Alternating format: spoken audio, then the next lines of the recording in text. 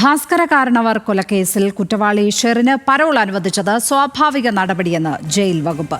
കണ്ണൂർ വനിതാ ജയിലിൽ കഴിയുന്ന ഷെറിന് മെയ് 5-ാം തീയതി മുതൽ 23 വരെയാണ് പരോൾ അനുവദിച്ചത്. വിവരങ്ങളുമായി തിരുവനന്തപുരത്ത് നിന്ന് അഞ്ജു ജയപ്രകാശ് ചേരുന്നു. അഞ്ജു, ഈ ഷെറിന് പരോൾ അനുവദിച്ചതുമായി ബന്ധപ്പെട്ട് പലതരത്തിലുള്ള വിവാദങ്ങൾ, വെളിപ്പെടുത്തലുകളൊക്കെ ഉണ്ടായിരുന്നു. ഇപ്പോൾ അത് സ്വാഭാവിക നടപടിയെന്ന് ജയിൽ വകുപ്പ് വിശദീകരിക്കുകയാണ്. അവർ എന്തൊക്കെ കാര്യങ്ങളാണ് പറയുന്നത്, അഞ്ജു?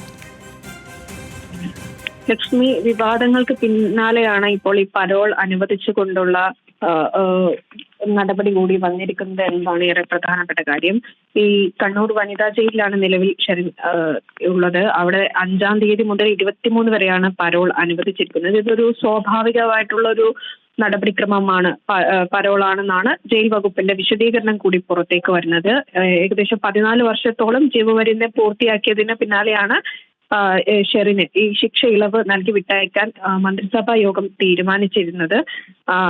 അതിന് പിന്നാലെ തന്നെ നേരത്തെ സൂചിപ്പിച്ചതുപോലെ വലിയ വിവാദങ്ങൾ ഉണ്ടാവുകയും മന്ത്രിയുടെ ഉൾപ്പെടെ സ്വാധീനം അതിന് പിന്നിലുണ്ട് എന്ന ആരോപണം ഉൾപ്പെടെ ഉയർന്നു വരികയും ചെയ്തിട്ടുണ്ടായിരുന്നു. പിന്നാലെ ഈ സഹതടവുകാരിയെ മർദ്ദിച്ച ഉൾപ്പെടെ കേസുകൾ ഉയർന്ന പശ്ചാത്തലത്തോടെ ആ നീക്കം സർക്കാർ താൽക്കാലികമായി മരവിപ്പിക്കുകയായിരുന്നു. അതിന് പിന്നാലെയാണ് ഇത്തരത്തിലൊരു പരോൾ അനുവദിച്ചുകൊണ്ട് ഒരു നടപടിക്രമം ഉണ്ടാകുന്നത്. ലക്ഷ്മി.